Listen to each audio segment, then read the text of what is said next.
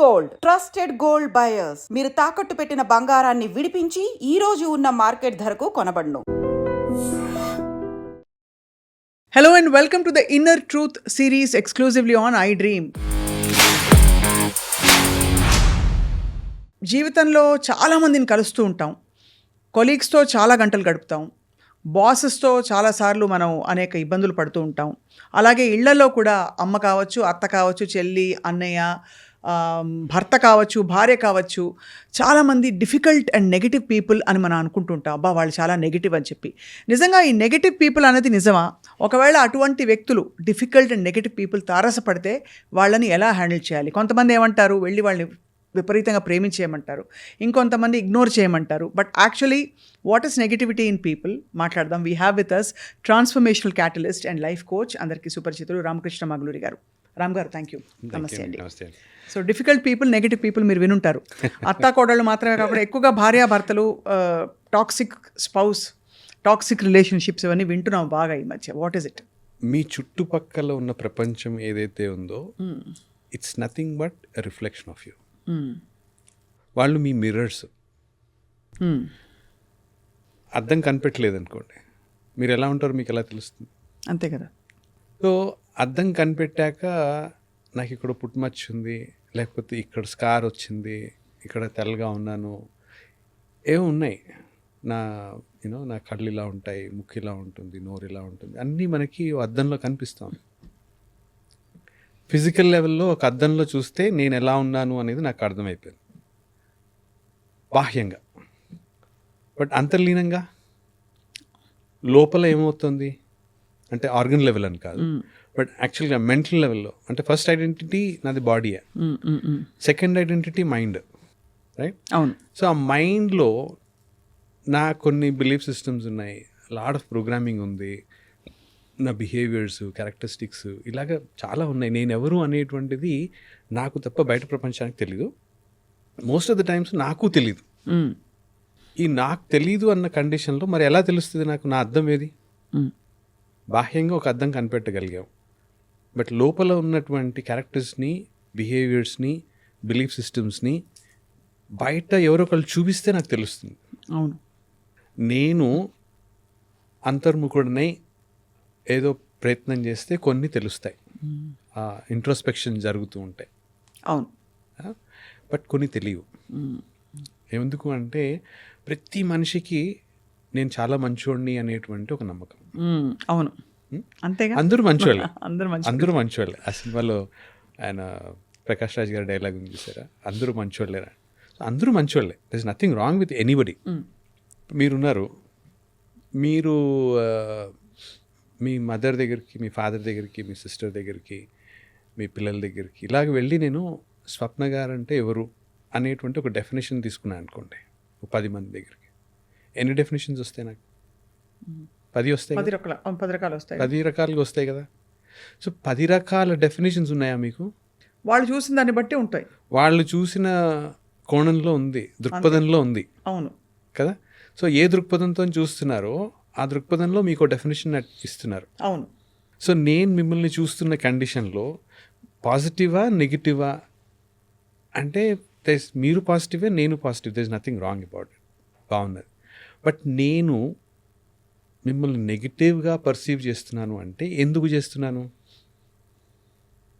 Foremost thing, మీలో ఏదో నాకు నచ్చట్లేదు.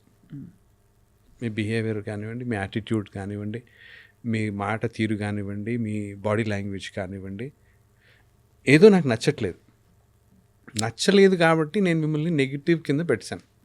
అవును. So it is very difficult for me to manage you. ఎందుకు అనుకుంటున్నాను అలాగా అంటే నాలో ఏదో ఒక ప్రోగ్రామ్ ఉంది, నాకు కనపట్లేదు, తెలుసో తెలియకో నేను మీ మీద ప్రొజెక్ట్ చేయడం మొదలుపెట్టాను. సో మీ బిహేవియర్లో నాకు కనిపిస్తూ ఉంది, ఆ బిహేవియర్ మీద నాకు ఒక ఖచ్చితమైనటువంటి అభిప్రాయం ఉంది. ఓకే, ఆర్ నాలో ఏదో ఒక ప్రోగ్రామ్ ఉంది, నేను దాన్ని హైడ్ చేద్దాం అనుకుంటున్నాను, నాకు నచ్చదు బయటకు ప్రపంచానికి చూపించడానికి, దాన్ని దాచిపెట్టే ప్రయత్నం చేస్తున్నాను. ఆర్ ఉంది అని తెలిసి దాన్ని దాచిపెట్టడమా, లేకపోతే వాళ్ళు ఉన్నదన్న సంగతి నాకు తెలియట్లేదు. సో ఇలాగా ఒకటొకటి when I'm kind of seeing, నేను రియాక్ట్ అవుతున్నాను ఈదర్ వేస్ అండి. పాజిటివ్గా రియాక్ట్ అయినా, నెగిటివ్గా రియాక్ట్ అయినా, మీలో ఏదో ప్రోగ్రామ్ ఉంది, దానికి నేను లోపల ట్రిగర్ అవుతున్నాను. అవును, నేను ప్రొజెక్ట్ చేస్తున్నాను. మీలో problem, you're like a screen, ఒక white screen but whatever you're seeing is a projection of what is going on inside you. Inside of మీ, right? This is what happens. ఏమవుతుందంటే, చిన్నప్పుడు నా తల్లిదండ్రులతోని కొన్ని ఎక్స్పీరియన్సెస్ జరిగాయి. నా తల్లిలోను తండ్రిలోనూ కొన్ని నాకు నచ్చని బిహేవియర్స్ ఉన్నాయి, నేను టాలరేట్ చేయలేనివో. లేకపోతే యాజ్ ఎ చైల్డ్ నేను వాళ్ళ ఎదురు నుంచి అబ్బాయి నాకు ఇది నచ్చదు అనేటువంటి ధైర్యం నాకు లేదు అసలు అప్పుడు. అవును, యాజ్ ఎ చైల్డ్ నాకు వాళ్ళే ప్రపంచం కాబట్టి. సో ఇవి నేను ప్రాసెస్ చేయలేదు నా లైఫ్లో. నెక్స్ట్ ఎవరు పికప్ చేస్తారు అంటే, మీ బాసెస్ కానీ, మీ బాసెస్ దగ్గర ఈ బిహేవియర్స్ కనిపిస్తాయి, లేదు అంటే మీ స్పౌస్లో కనిపిస్తాయి, లేకపోతే మీ ఇన్లాస్లో కనిపిస్తాయి. ఎవరో ఒక పర్సన్ ఆఫ్ అథారిటీలో ఒకటి కనిపిస్తుంది. సో అప్పటిదాకా ఆ అథారిటీలో ఆ బిహేవియర్ ఉంది, అలాంటి యాటిట్యూడ్ ఉందనో, లేకపోతే అలాంటి బిహేవియర్ ఉందనో ఎవరికి తెలియకపోవచ్చు. మీరు ఏదైతే చెప్తున్నారో అది మీరు బ్లేమ్ చేస్తున్నారో, లేకపోతే మీరు పాయింట్అవుట్ చేస్తున్నారు, బట్ మీతో పాటు ఇంకొక 10 మంది పనిచేస్తున్నారు అనుకోండి, ఈ 10 మంది చూసి ఉండరు అలాంటి behaviour. This is true only for you. మీలో ఏదో ట్రిగర్ అవుతోంది. అవును, ఓకే. సో ట్రిగర్ అవుతున్నప్పుడు ఇది నన్ను డిస్కంఫర్ట్కి గురి చేస్తూ ఉంది. అసహనంగా ఉన్నాను నేను. అవును, దాన్ని కన్ఫ్రంట్ చేయాలా వద్దా అనేటువంటి ఒక ఆలోచన. ఈ సిచ్యువేషన్ని, ఈ పర్సన్ని నేను మేనేజ్ చేసే పరిస్థితిలో లేను. అప్పుడు ఏం జరుగుతుంది అనేది క్వశ్చన్. అప్పుడు ఏం జరుగుతుంది అంటే, నేను మిమ్మల్ని ఒక లేబుల్ ఇచ్చేస్తున్నాను, very negative person, very difficult person to deal with. Categorize చేస్తాం కదా. ఇప్పుడు మన సమాజంలో ఉన్నారండి, సినిమా యాక్టర్స్ కానివ్వండి, పొలిటికల్గా కానివ్వండి, బిజినెస్ పీపుల్ని కానివ్వండి, అంటే వీళ్ళు మనకు ఎదుర బాగా కనిపిస్తున్నారు కాబట్టి వీళ్ళు ఫలానా అని ఒక లేబుల్ ఇచ్చేసాం కదా ఒక్కొక్కరికి, రైట్? అవును. సో వాళ్ళ గురించి నాకు ఏం తెలుసని, అంటే మోర్ ఆర్ లెస్ ప్రాపంచికంగా చూస్తే తెలుసు అనుకుంటాం, బట్ ఒకళ్ళు బాగా సక్సెస్ఫుల్ అయిపోయారు అనుకోండి, ఏముందిలే పెద్ద వాళ్ళ నాన్న సపోర్ట్ చేస్తాడనో, లేకపోతే డబ్బులు ఇచ్చాడనో, ఏదో టక్కన అనేస్తాం ఆ మాట. అవును, ఎవడో చెప్పింది వినేసి ఓకే అనేస్తాం, మనం కూడా ఏకీభవించేస్తాం. ఎందుకే వాళ్ళ పర్సనల్ లైఫ్ గురించి మనకి ఏం తెలుసని, ఏం తెలీదు. వాళ్ళు ఎంత కష్టపడ్డారో మనకు తెలీదు. బట్ వాళ్ళ సక్సెస్కి వచ్చేసరికి ఇది నేను తట్టుకోలేను.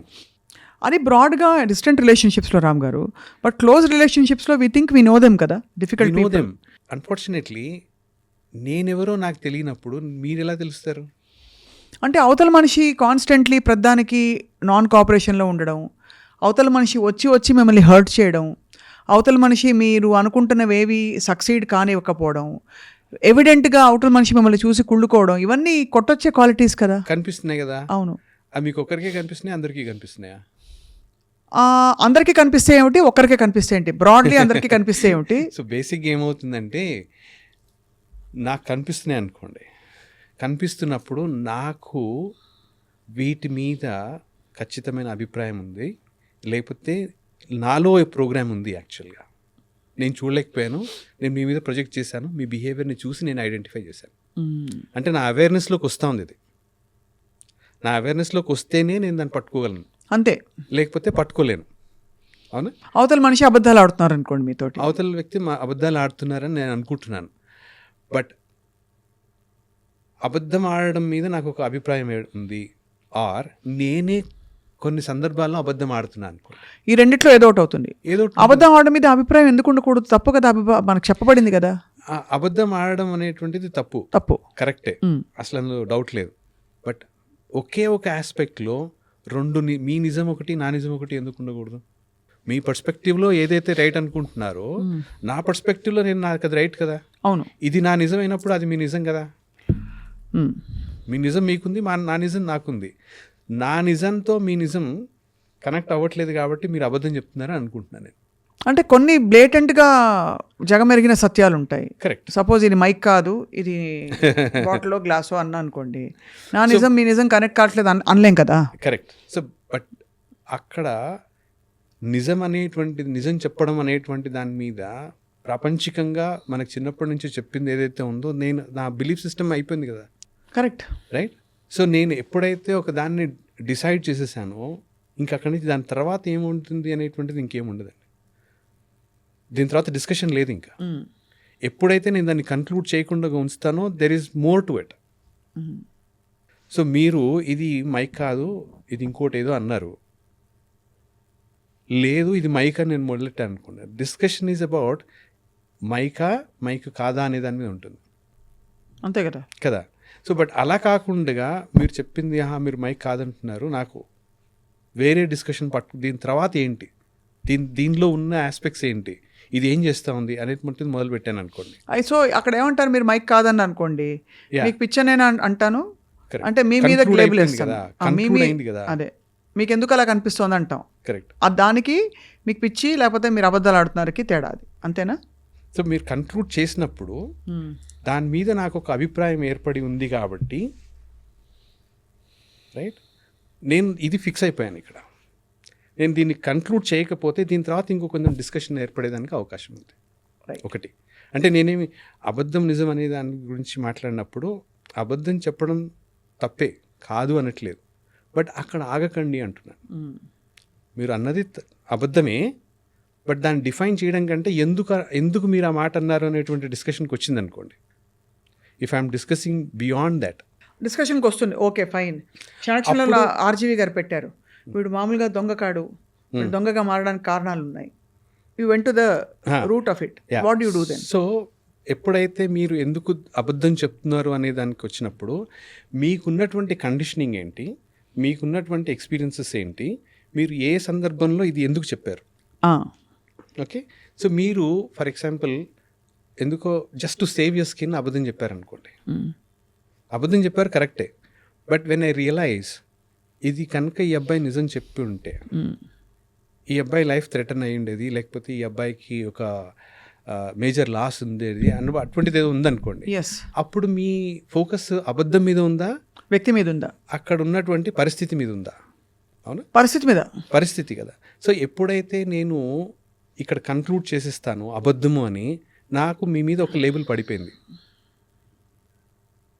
ఒక దొంగనో ఒక అబద్ధం చెప్పేవాడనో ఏదో ఒక లేబుల్ వేసేసాను నేను, మీకు ఆటోమేటిక్గా పడిపోతుంది. బట్ ఎప్పుడైతే నేను బియాండ్ దట్ వెళ్ళి చూడగలుగుతానో ఆ లేబుల్ వేయాల్సిన అవసరం లేదు నాకు. మీ పరిస్థితి ఎప్పుడైతే నాకు అర్థమవుతుందో దెన్ నా అప్రోచ్ మీ మీద మీతో చాలా డిఫరెంట్గా ఉంటుంది. ఎప్పుడైతే కన్క్లూడ్ చేసి ఒక పొలారిటీ తీసుకొస్తానో అప్పుడు అప్రోచ్ డిఫరెంట్గా ఉంటుంది. అర్థమైంది, అప్రోచ్ డిఫరెంట్గా ఉంటుంది. Approach different. బట్ ఏదేమైనా సపోజ్ ఆ లేయర్కి వెళ్ళాం మనం, అబద్ధం కాదు దాని వెనకుండే కారణం, వాట్ యూ డూ దెన్? ఎప్పుడైతే మీరు difficult people or negative people అని మీరు ఏదైతే అంటున్నారో, ఎప్పుడైతే నాకు నా పెయిన్ పాయింట్ అర్థమవుతుందో, నేను మిమ్మల్ని ఎందుకు లేబుల్ చేస్తున్నాను, నాకు అది పెయిన్ కలగజేస్తుంది, నాకు పెయిన్, మీ బిహేవియర్ వల్ల నాకు పెయిన్ నేను అనుభవిస్తున్నాను, హర్ట్ అనుభవిస్తున్నాను కాబట్టి నేను మిమ్మల్ని డిఫికల్ట్ పీపుల్ అనో నెగిటివ్ పీపుల్ అనో డిఫైన్ చేస్తున్నాను, రైట్. బట్ నేను కాస్త ఇంట్రోస్పెక్ట్ చేసి నేను ఎందుకు హర్ట్ అయ్యాను, నాలో ఏం ప్రోగ్రామ్ ఉంది, నా కండిషనింగ్ ఏమైనా ఉందా, నాకేమైనా బిలీఫ్ సిస్టమ్స్ ఉన్నాయా, నా ఎక్స్పీరియన్సెస్లు ఇవి ఏమైనా ఉన్నాయా, ఎక్కడ స్టార్ట్ అయింది, ఇది when I kind of start doing that introspection, go look in to it, ఎగ్జాక్ట్గా నేను పిన్ పాయింట్ చేస్తాను నాకు ఈ ఆస్పెక్ట్లో ఇబ్బంది కలిగింది అనేటువంటి. సో ఫస్ట్ అండ్ ఫార్మోస్ట్ నాకు క్లారిటీ వచ్చేయాలి, నా పెయిన్ పాయింట్ ఏంటి అనేటువంటిది నాకు క్లారిటీ వచ్చేయాలి. నా పెయిన్ పాయింట్ నాకు క్లారిటీ వస్తే, అంటే ఫర్ ఎగ్జాంపుల్ ఒక కోపిష్టి మనిషితో ఉన్నాను అనుకోండి, వాడు అరుస్తూ ఉన్నాడు, నేను తట్టుకోలేకపోతున్నాను. అవతల వ్యక్తి very difficult for me to deal అని చెప్పి నేను అనేస్తున్నాను. ఆ వ్యక్తి కనిపిస్తే నేను పక్కకి వెళ్ళిపోతున్నాను. I don't want to deal with. I categorised him as a చాలా నెగిటివ్ పర్సన్ కింద నేను కేటగరైజ్ చేసేసాను అతన్ని. సో నెక్స్ట్ టైం నుంచి నేను అతనితో డీల్ చేయడానికి ఇష్టపడను. అవును కదా. అతని బిహేవియర్ వల్ల నేను ఎందుకు ఇబ్బంది పడుతున్నాను, ట్రిగర్ ఎందుకు అవుతున్నాను? 2 థింగ్స్. ఒకటి, నాకు క్లారిటీ రావాలి, నాలో ఏం ప్రోగ్రామ్ రన్ అవుతుంది, నేను ఎగ్జాక్ట్గా పిన్ పాయింట్ చేస్తే నా ఇష్యూ ఏంటి అనేది నాకు అర్థం అవ్వాలి. నెంబర్ 1. నెంబర్ 2, మీరెందుకు కోప్పడుతున్నారు, మీరెందుకు అంత కోపిష్టిగా ఉన్నారు? ఎప్పుడైతే మీ కోపానికి గల కారణం నాకు అర్థమైందో అప్పుడు then I will be able to communicate with you well. ఎందుకంటే we both are not on the same page. అవును మిమ్మల్ని నేను డిఫైన్ చేస్తున్నాను నెగిటివ్ పర్సన్గా అన్నప్పుడు మీరు నేను సేమ్ పేజ్లో లేము. అవును కరెక్ట్. మీరు నేను సేమ్ పేజ్లో లేనప్పుడు మన ఇద్దరి మధ్య కమ్యూనికేషన్ ఎక్కడ ఉంది? కుదరదు.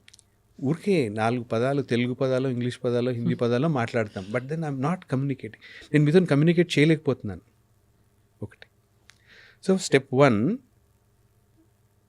ఈ డిఫికల్ట్ పీపుల్, నెగిటివ్ పీపుల్ అనగానే నాలో ఉన్న పెయిన్ పాయింట్ ఏంటి, మీకున్న ఇబ్బంది ఏంటి, ఈ 2 అర్థం చేసుకోగలిగాను. Where are you coming from, where I'm coming from. First and foremost clarity. Number 2, communication. అది నేను ఎలా కమ్యూనికేట్ చేస్తున్నాను? నీకు బాగా కోపమై ఇప్పుడు అరుస్తుంటావు అంటే వాడికి ఇంకొంచెం అరుస్తాడు.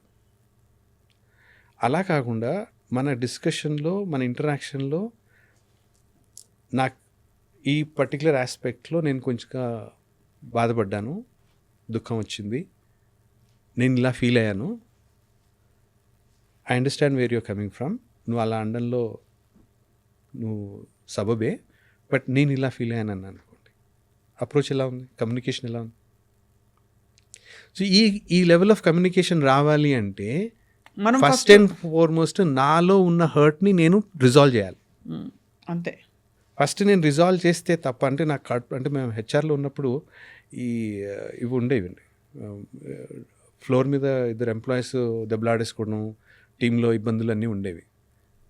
సో హెచ్ఆర్గా మేము వెళ్ళి బిజినెస్ పార్ట్నర్స్కి వెళ్ళి కూర్చుని వాడితో మాట్లాడి, వీడితో మాట్లాడి, వీడి ప్రాబ్లం ఏంటి, వాడి ప్రాబ్లం ఏంటి కనుక్కొని మళ్ళీ ఇద్దరిని దగ్గర కూర్చోబెట్టి మాట్లాడించి షేక్ హ్యాండ్ ఇచ్చి పంపించేవాళ్ళం. వీడి కడుపు మంట తగ్గలేదు, వాడి కడుపు మంట తగ్గలేదు. హెచ్ఆర్ వాడితో పెట్టుకుంటే గోల కదా, మళ్ళీ రేపు పొద్దున్న అప్రైజల్ అప్పుడు వీడు ఏం చేస్తాడో అని చెప్పి వాళ్ళిద్దరు మా ముందు షేక్ హ్యాండ్ ఇచ్చి వెళ్ళిపోతారు. బట్ వీళ్ళిద్దరికి బయటకి కనపడకపోయినా లోపల ఆ అగ్ని అయితే ఉంటుంది కదా, ఆ బొగ్గు రాజుకుని ఉంది, అది గ్యారంటీ. వాళ్ళిద్దరూ ఏం మాట్లాడుకోరు, మాట్లాడుకుంటే గొడవ అయిపోతుందేమో అన్నట్లుగా దూరం దూరం ఉంటారు. రిజాల్వ్ అయిందా ఇష్యూ అంటే రిజాల్వ్ కాలేదు. ఎప్పుడు రిజాల్వ్ అవుతుంది అంటే నాలో కడుపు మంట తగ్గిపోతే నేను మీతో ప్రేమగా మాట్లాడగలను, కరెక్ట్గా కమ్యూనికేట్ చేయగలను, యూసేజ్ ఆఫ్ వర్డ్స్ కరెక్ట్గా వస్తాయి. కరెక్ట్.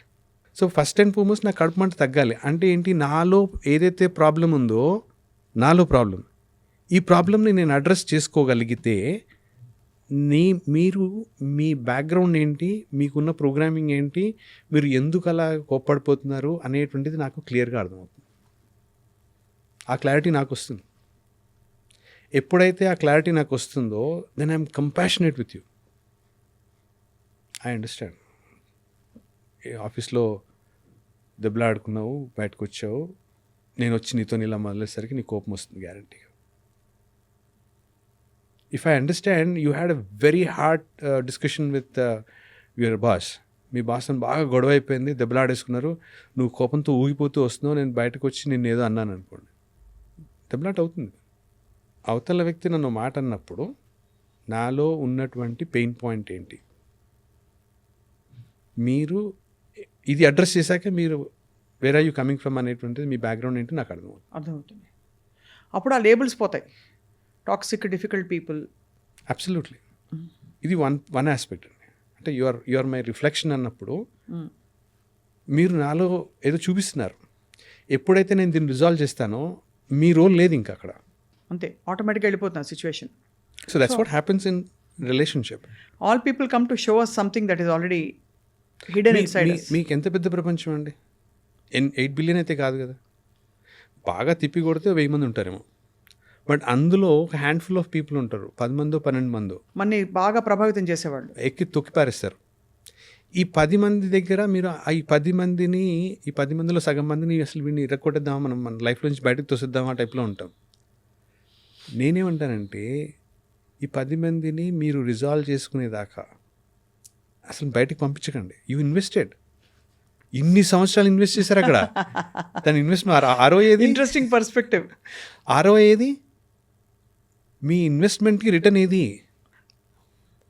సో 6 నెలలు కష్టపడి ఒక రిలేషన్షిప్లో ఉంటే and I started projecting and you started behaving like that అన్నప్పుడు ఆ బిహేవియర్స్ వల్ల నేనెవరో నాకు తెలుసుకోలేకపోతే మిమ్మల్ని బయటకు పంపించేస్తే మళ్ళీ ఇంకెవరో వచ్చి మళ్ళీ నేను ఇంకొక సంవత్సరం 6 నెలలు ఇన్వెస్ట్ చేసి అప్పుడు వాళ్ళు నాకు చూపిస్తుంటే టైం చాలా వేస్ట్ అయిపోతుంది. చాలా వేస్ట్ అయిపోతుంది కదా. సో ఇన్స్టెడ్ ఈ పూర్తి లెసన్ లెర్నింగ్ అండ్ ఎప్పుడైతే మీరు నాకేదో చూపిస్తున్నారు, నా గురించి అది చూపిస్తున్నారు, ఇమ్మీడియట్గా నేను I start working on it.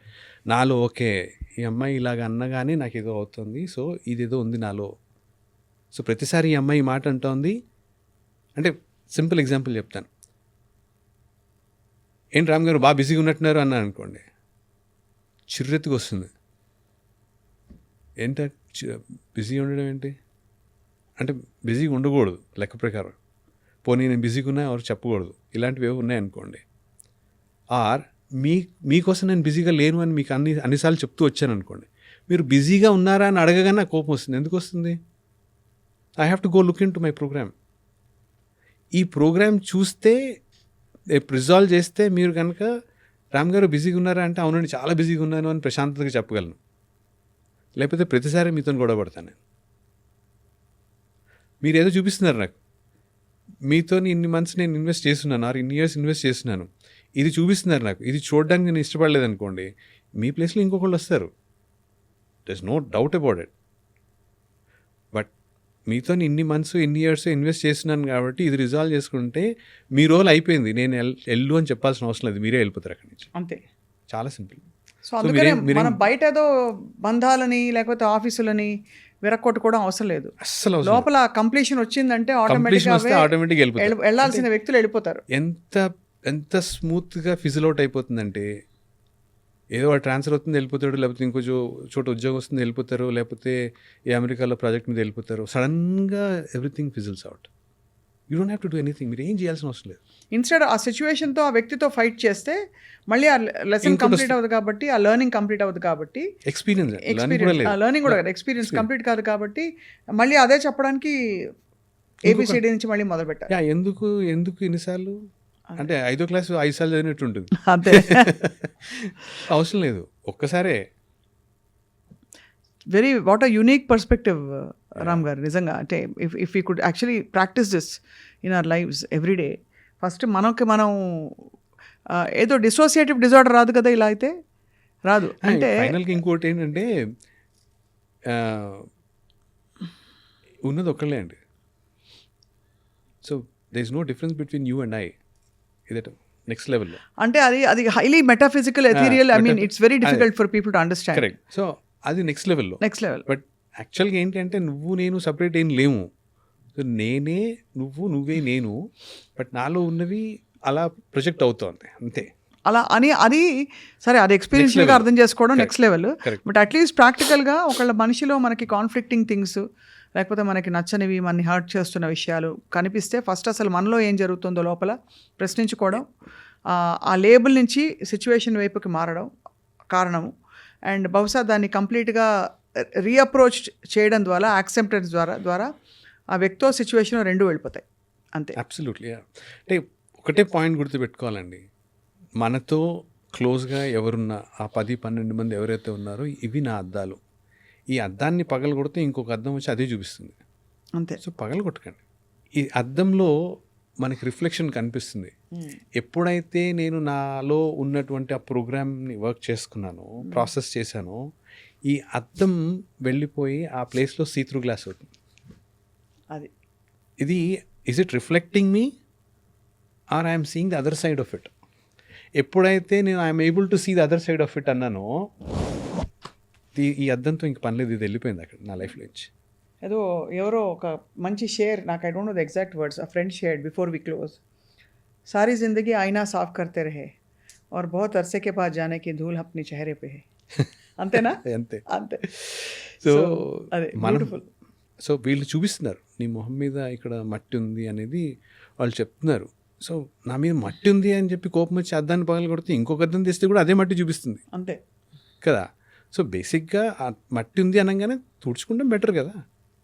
అద్దాన్ని తిట్టడం కంటే తుడుచుకోవడం చాలా ఈజీ. అవును. ఆ అద్దాన్ని తుడిచే ప్రయత్నం చేస్తాం అనుకో, వాడిని మార్చే ప్రయత్నం అంటే అద్దాన్ని తుడిచామని అంతే అంతే అంతే కదా. ఏం కుదరదు. చాలా చాలా interesting perspective, lot of points to ponder. Thank you so much Ram garu. Thank you. Namaste అండి. నమస్తే.